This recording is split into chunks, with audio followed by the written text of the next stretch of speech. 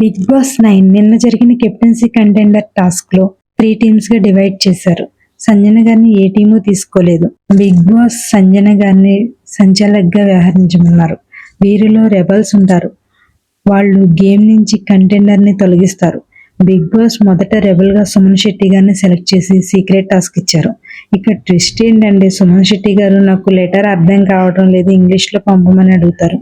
ఇక big boss team ఇంకొక rebel గా దివ్యాని సెలెక్ట్ చేసి సుమన్ దగ్గర ఉన్న లెటర్ ఉంది, దాన్ని చదివి సీక్రెట్ టాస్క్ చేసి ఒకరిని గేమ్ నుంచి ఎలిమినేట్ చేయమంటారు.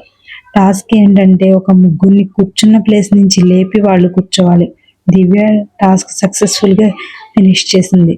దాంతో బిగ్ బాస్ ఒక కంటెండర్ ని తొలగించమంటారు. తన కళ్యాణ్ తన టీం అయినా సరే తనని తొలగిస్తుంది. ఇక్కడ ఆమె స్ట్రాటజీ అర్థం కాలేదు. కళ్యాణ్ తీయడం వల్ల తన టీం వీక్ అవుతుంది అని తెలిసి కూడా కళ్యాణ్ తీసింది దివ్య. నెక్స్ట్ బిగ్ బాస్ ఒక గేమ్ పెట్టారు. ఆ గేమ్ బ్యాలెన్సింగ్ గేమ్. దానిలో తనుజ టీం గెలుస్తుంది. గ్రీన్ కార్డ్ ఇస్తారు. దానిలో టీంలో ఒకరికి ఆ కార్డ్ ఇవ్వడం వల్ల ఆ కంటెండర్ ని రెబల్ తొలగించడానికి అవకాశం ఉండదు. నెక్స్ట్ దివ్య అండ్ సుమన్ గారు పాలు తాగి మిగిలినవి స్టోర్ రూమ్ లో పెట్టాలి. కరెక్ట్ గా అదే టైంలో కళ్యాణ్ వస్తాడు, కానీ దివ్య మేనేజ్ చేస్తుంది. సుమన్ గారికి షుగర్ కావాలంట అని. కళ్యాణ్ కనిపెట్టలేడు. సుమన్ కింద పడుకుని మరీ పాలు తాగేసి ఆ ప్యాకెట్ ఖాళీ చేస్తారు. మిగిలినవి వాటర్ బాటిల్లో పోసి తాగుతారు.